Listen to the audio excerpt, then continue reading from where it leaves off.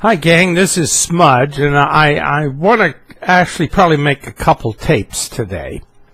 The first one I want to do is I want to go on with where I left off, and I said, what is the work of God for the unbelieving world? And in John chapter 6, Jesus covers this with an unbelieving audience that they just don't get it yet, you know? And then I want to go over in other videos, probably the attack on the gospel of grace and how it started and how Satan is doing it. But first, let's go on, and we'll go on with what is the will of God for the unbelieving world.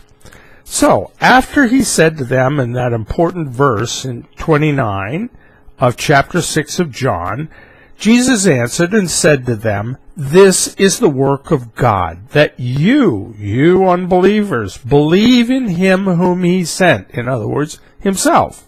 And then he goes on, "Therefore they said to him, 'What sign will you perform then, that we may see it and believe you? What work will you do?'" So they're looking for signs and wonders and all these things, and even though he's already done them in front of them. These are hardened hearts. "Our fathers ate the manna in the desert, as it is written. He gave them bread from heaven to eat." So they're still real interested in this literal food. Verse 32, Jesus said to them, "Most assuredly I say to you, Moses did not give you the bread from heaven, but my Father gives you the true bread from heaven. For the bread of God is he who comes down from heaven and gives life to the world." Figuratively, he's speaking. Then they said to him, "Lord, give us this bread always. We don't want to work and labor anymore. Give us this bread so we can eat every day." And Jesus said to them, "I am the bread of life. He who comes to me shall never hunger, and he who believes in me shall never thirst." Just like the woman at the well in John chapter 4, you'll never thirst again. You believe in him, you'll never thirst again. And the unbelieving world needs him.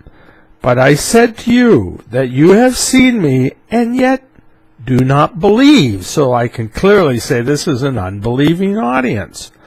"All that the Father gives me will come to me, and the one who comes to me I will by no means cast out." This is in the Greek called a litotes, a phrase of speech using the negative to emphasize the positive, and it's all through the New Testament. And it will give meaning to people when you see, oh yes, that's a litotes. He's using a negative expression to emphasize the positive. I'll repeat it. "All that the Father gives me come to me, and the one who comes to me I will by no means cast out." In other words, it's impossible if you come to him. "For I have come down from heaven, not to do my own will, but the will of him who sent me." So now he's getting into the will of God.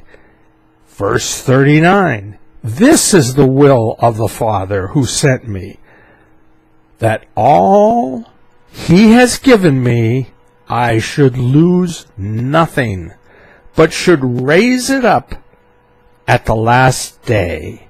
In other words, there isn't one person that will exist in world history that belongs to him that will miss out on the gospel of grace and be eternally secure. He won't miss a one, no matter what happens. And now the 40th verse. "And this is the will of him who sent me, that everyone who sees the Son and believes in him may have everlasting life, and I will raise him up at the last day."